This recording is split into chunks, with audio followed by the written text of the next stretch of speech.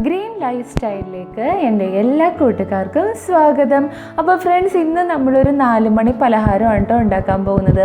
നമ്മുടെ കുട്ടികൾക്കൊക്കെ ഒരുപാട് ഇഷ്ടപ്പെടുന്ന ഒരു പലഹാരമാണ് നമ്മൾ ഉണ്ടാക്കാൻ പോകുന്നത്. നമ്മൾ ഉണ്ടാക്കാൻ പോകുന്ന ഈ പലഹാരം നമുക്ക് ബേക്കറിയിലോ അല്ലെങ്കിൽ ചായക്കടകളിലോ അങ്ങനെ ഒന്നും വാങ്ങിക്കാൻ കിട്ടുന്ന ഒരു പലഹാരം അല്ല കേട്ടോ. അപ്പോൾ നമുക്ക് അതെങ്ങനെ ഉണ്ടാക്കണമെന്ന് നോക്കാം. അപ്പോൾ ഞാൻ നമ്മുടെ ഈ പലഹാരത്തിൻ്റെ പേര് പറഞ്ഞില്ലല്ലോ. നമ്മളപ്പോൾ ഇന്ന് ഉണ്ടാക്കാൻ പോകുന്ന പലഹാരത്തിൻ്റെ പേരാണ് പഴം പൊതിഞ്ഞത്. അപ്പോൾ പഴം പൊതിഞ്ഞതെന്ന് പറയുമ്പോൾ തന്നെ അവിടെ എന്തോ ഒരു ഇത് മണക്കുണ്ടല്ലേ, അതായത് എന്തോ പൊതിഞ്ഞ് വെക്കണേയാണ് നമ്മൾ പറയണേന്നുള്ളത് നിങ്ങൾക്കിപ്പോൾ മനസ്സിലായിട്ടുണ്ടാവും. അപ്പോൾ നമുക്ക് എന്തായാലും അതെങ്ങനെ ഉണ്ടാക്കണമെന്ന് നോക്കാം. അപ്പോൾ അതിന് മുന്നേ ആയിട്ട് ആദ്യമായി ചാനൽ കാണുന്ന കൂട്ടുകാർ ചാനൽ സബ്സ്ക്രൈബ് ചെയ്യാൻ മറക്കരുത്. സബ്സ്ക്രൈബ് ചെയ്യുമ്പോൾ ആ ബെല്ലൈക്കൺ അമർത്തി ഓൾ ഓപ്ഷൻ കൂടി എനേബിൾ ചെയ്യണം കേട്ടോ. എങ്കിലേ ഞാനിടുന്ന എല്ലാ വീഡിയോസിൻ്റെയും നോട്ടിഫിക്കേഷൻ നിങ്ങൾക്ക് വരികയുള്ളൂ. അപ്പോൾ നമുക്ക് ഈ പഴം പൊതിഞ്ഞത് എങ്ങനെ ഉണ്ടാക്കണമെന്ന് നോക്കാം. നല്ല പഴുത്ത ഏത്തപ്പഴം, കിസ്മിസ്, കശുവണ്ടി, പഞ്ചസാര, പൊടിച്ച ഏലക്ക, 3 ടേബിൾ സ്പൂൺ മൈദ, തേങ്ങ ചിരകിയത്, നെയ്യ്. ഇനി നമുക്ക് ഈ കിസ്മിസും കാഷ്യൂനട്ട്സും ചെറിയ കഷ്ണങ്ങളാക്കി ഒന്ന് കട്ട് ചെയ്തെടുക്കാം.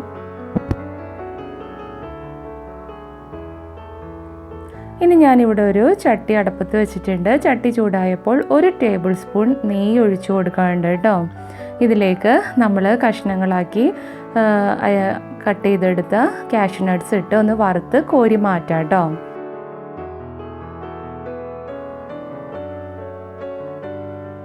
ഇനി നമുക്കിതിലേക്ക് ഈ കിസ്മസും കൂടി ഒന്നിട്ട് വറുത്തെടുക്കാം. ഇതൊന്ന് ഇത് വറന്ന് വന്നിട്ടുണ്ട്. അപ്പോൾ നമുക്കിതിലേക്ക് നമ്മൾ ആദ്യം വറുത്തെടുത്ത നട്ട്സും കൂടി ഇട്ട് കൊടുക്കാം കേട്ടോ. ഇനി നമുക്ക് ഇതിലേക്ക് നമ്മൾ ചിരകി വെച്ചേക്കണ തേങ്ങ ഇട്ട് കൊടുക്കാം. തേങ്ങ ഇട്ട് ഒന്ന് ഇളക്കിയതിന് ശേഷം നമുക്കിതിലേക്ക് ആവശ്യത്തിനുള്ള പഞ്ചസാര, ഏലക്ക പൊടിച്ചത്, ഇതെല്ലാം നിങ്ങളുടെ ടേസ്റ്റിനനുസരിച്ച് നിങ്ങൾക്ക് ഇടാം കേട്ടോ. പഞ്ചസാരയും ഏലക്കപ്പൊടിയൊക്കെ ഫ്ലേവറിനനുസരിച്ച് നിങ്ങൾക്ക് ഇട്ട് കൊടുക്കാം. ഇനി നമുക്ക് ഒരു 2-3 മിനിറ്റും കൂടി ഇത് ഇങ്ങനെ അടുപ്പത്ത് വെച്ചൊന്ന് വരട്ടിയെടുക്കാം. ഞാനിവിടെ ഈ പാത്രത്തിൽ നമ്മൾ ആദ്യം എടുത്ത് വെച്ചേക്കണം മൈദ ഇട്ട് കൊടുത്തിട്ടുണ്ട് കേട്ടോ. ഇതിലേക്ക് കുറച്ച് പഞ്ചസാര, കുറച്ച് മഞ്ഞൾപ്പൊടി, ഉപ്പ് ഇതിട്ട് നമുക്കിതൊന്ന് ആദ്യം തന്നെ പയ്യൊന്ന് മിക്സ് ചെയ്യാം. ഇനി നമുക്കിതിലേക്ക് കുറച്ച് വെള്ളം ഒഴിച്ച് നമ്മുടെ മാവ് ഒന്ന് മിക്സ് ചെയ്തെടുക്കാം കേട്ടോ.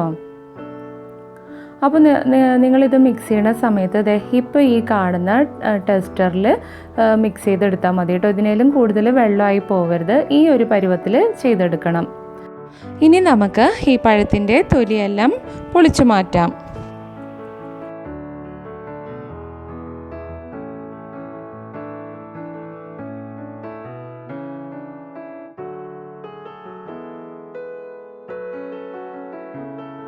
ഇനി നമുക്ക് ഞാനിപ്പോൾ ഇവിടെ ചെയ്യണത് പോലെ ഈ പഴത്തിൻ്റെ 2 തുമ്പിലും തൊടാതെ 2 തുമ്പിൻ്റെ അവിടെ നിന്ന് 1/2 ഇഞ്ച് വിട്ടിട്ട് ഇതുപോലെ ഇങ്ങനെ ഒന്ന് കത്തിയോണ്ട് കീറാട്ടോ. അപ്പോൾ ഇങ്ങനെ ചെയ്യുന്ന സമയത്ത് ഇതിൻ്റെ ഓപ്പോസിറ്റ് സൈഡ് കട്ടാവാതെ നോക്കണം കേട്ടോ.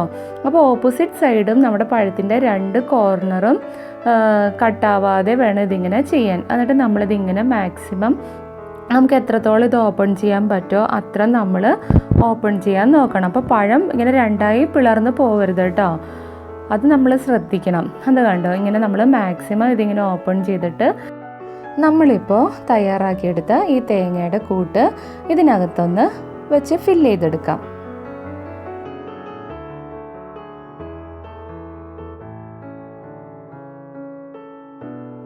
നമ്മളിപ്പോൾ ഈ പഴത്തിനകത്ത് ഈ തേങ്ങയുടെ ഫില്ലിങ് വെക്കണുണ്ടല്ലോ, ഇത് നന്നായിട്ട് ഇതിനകത്ത് വച്ചാൽ മാത്രമാണ് നമുക്കിത് കഴിക്കുന്ന സമയത്ത് അതിൻ്റെ ആ ഒരു ഫ്ലേവർ എല്ലാം കിട്ടുള്ളൂ.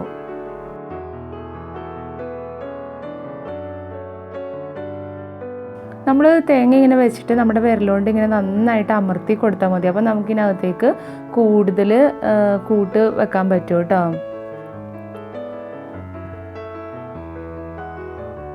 കണ്ടോ, ഇങ്ങനെ നമ്മൾ വിരലുകൊണ്ട് പ്രസ് ചെയ്താൽ ഇത് നന്നായിട്ട് അതിനകത്ത് ഇങ്ങനെ ഫില്ലായിട്ട് ഇരുന്നോളും.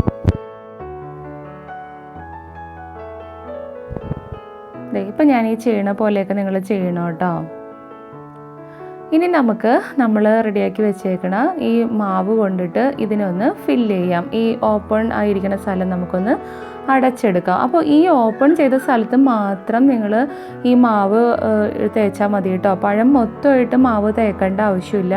അപ്പോൾ പഴംപൊരി പോലെ ആയിപ്പോവും. അങ്ങനെ ചെയ്യരുത്. ഈ ഓപ്പൺ ചെയ്ത സ്ഥലം മാത്രം നമ്മൾ ഈ മാവ് കൊണ്ടൊന്ന് അടച്ചെടുക്കണം. ഞാനിപ്പോൾ ഈ ചെയ്യണ പോലെ ചെയ്താൽ മതി കേട്ടോ. കറക്റ്റ് ചെയ്ത് ആ ഓപ്പൺ ചെയ്ത സ്ഥലത്ത് മാത്രം തേച്ചിട്ട് ബാക്കി മാവെല്ലാം നമ്മൾ വിരലുകൊണ്ട് തുടച്ച് മാറ്റിയെടുക്കണം.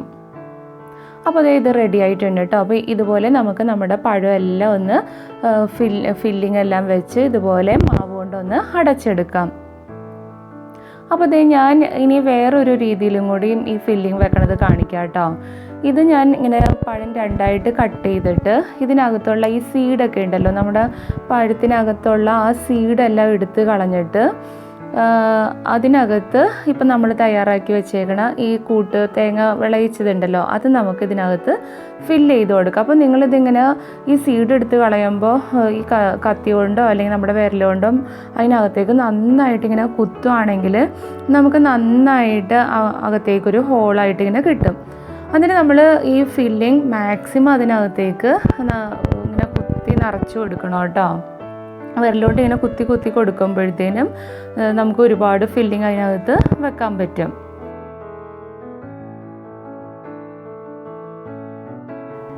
ഇനി നമുക്ക് മാവ് കൊണ്ട് ഇവിടെ ഓപ്പൺ ചെയ്ത സ്ഥലം ഒന്ന് ക്ലോസ് ചെയ്യാം.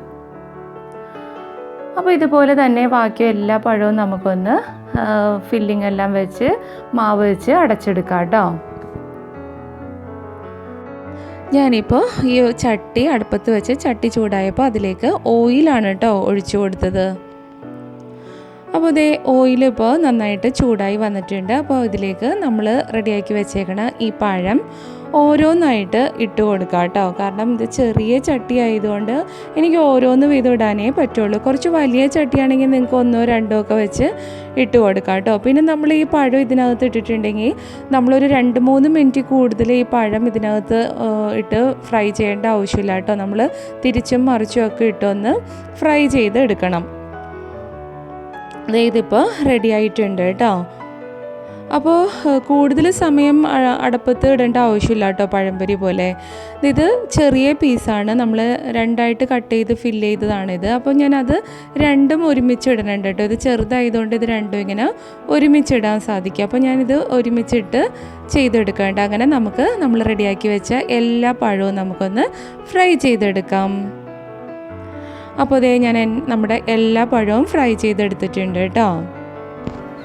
അപ്പോൾ ഫ്രണ്ട്സ്, നമ്മുടെ പഴം പൊതിഞ്ഞത് റെഡി ആയിട്ടുണ്ട് കേട്ടോ.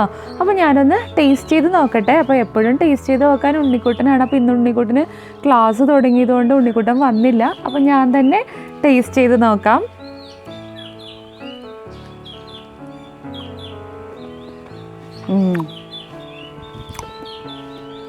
നല്ല ടേസ്റ്റ് ഉണ്ട് കേട്ടോ. അതായത് നമ്മൾ സാധാരണ പഴംപൊരിയുടെ ഒരു ടേസ്റ്റ് അല്ല. കാരണം ഇതിനകത്ത് ആ നട്ട്സും നമ്മുടെ മുന്തിരിയും തേങ്ങയൊക്കെ കൂടി വന്നപ്പോഴത്തേനും ഒരു പ്രത്യേക ടേസ്റ്റാണ്. അപ്പോൾ കുട്ടികൾക്കൊക്കെ ഒരുപാട് ഇഷ്ടമാവും കേട്ടോ. അപ്പോൾ എല്ലാവരും കുട്ടികൾക്ക് ഉണ്ടാക്കി കൊടുക്കണം. അപ്പോൾ എൻ്റെ വീഡിയോ ഇഷ്ടപ്പെട്ടെങ്കിൽ ലൈക്ക് ചെയ്യണം, കമൻറ്റ് ചെയ്യാനും മറക്കരുത് കേട്ടോ. അപ്പോൾ സബ്സ്ക്രൈബ് ചെയ്യാതെ ആരെങ്കിലും ഉണ്ടെങ്കിൽ ഒന്ന് സബ്സ്ക്രൈബ് ചെയ്യണം. അപ്പോൾ നമുക്കിനി അടുത്തൊരു വീഡിയോയിൽ കാണാം. ബൈ.